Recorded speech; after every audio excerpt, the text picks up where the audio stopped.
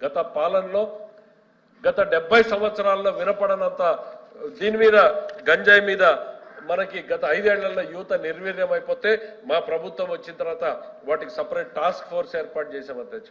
అది మా చిత్తశుద్ధి అనేటువంటిది చెప్తున్నాం అధ్యక్ష. మరి ఇంటర్ కాలేజీ విద్యార్థులకి ఉచితంగా బ్యాగులు పుస్తకాలు గత ప్రభుత్వం రద్దు చేస్తే మేము మళ్ళీ పునరుద్ధరించడం జరుగుతోంది అధ్యక్ష. పాత ఫీజు రీయింబర్స్మెంట్ విధానాన్ని తల్లిదండ్రులు మళ్ళీ అమలు చేయడం జరుగుతోంది అధ్యక్ష. మరి డైట్ ఛార్జీలు ప్రీ మెట్రిక్ పోస్ట్ మెట్రిక్ స్కాలర్షిప్లు ఇవన్నింటినీ కూడా విడుదల చేయడం జరిగింది అనేటువంటిది చెప్తున్నాం అధ్యక్ష. సుమారు 6000 దేవాలయాలకు సంబంధించి ధూపదీప నైవేద్యాన్ని రిలీజ్ చేయడం జరిగింది. గత ప్రభుత్వంలో 5000 ఇస్తే ఇవాళ 10,000 రూపాయలు ఇవ్వడం జరుగుతోంది. అర్చకులకు 10,000 నుంచి 15,000 రూపాయలు ఇవ్వడం జరుగుతోంది అధ్యక్ష. మరి అట్లానే కేంద్ర ప్రభుత్వంతో మాట్లాడి ఆంధ్రప్రదేశ్ ప్రభుత్వానికి ఎన్నడూ లేనటువంటి విధంగా దాదాపు 9,151 కోట్ల కేటాయింపుల్ని అదనంగా తీసుకురావడం జరిగింది రైల్వే బడ్జెట్ లో అనేటువంటిది ఈ సందర్భంగా చెప్తున్నాం అధ్యక్ష.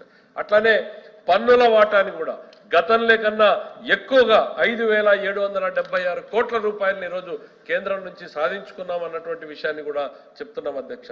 ప్రజలు ఎట్లా అయితే నిశ్శబ్ద విప్లవాన్ని ఇచ్చారో ఈ ప్రభుత్వం కూడా నిశ్శబ్దంగా ఈ రాష్ట్ర ప్రజల పురోగతి కోసం పనిచేస్తా ఉంది అనేటువంటిది ఈ సందర్భంగా తెలియజేస్తా ఉన్నాం అధ్యక్ష.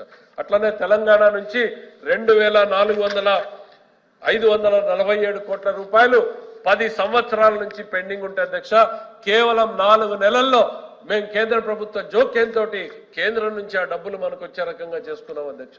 ఇది ప్రభుత్వం సాధించినటువంటి విజయం కాదు అధ్యక్ష. 5 సంవత్సరాలలో కనీసం మీటింగ్ పెట్టుకోలేకపోయినటువంటి వీళ్ళు మా ముఖ్యమంత్రి గారు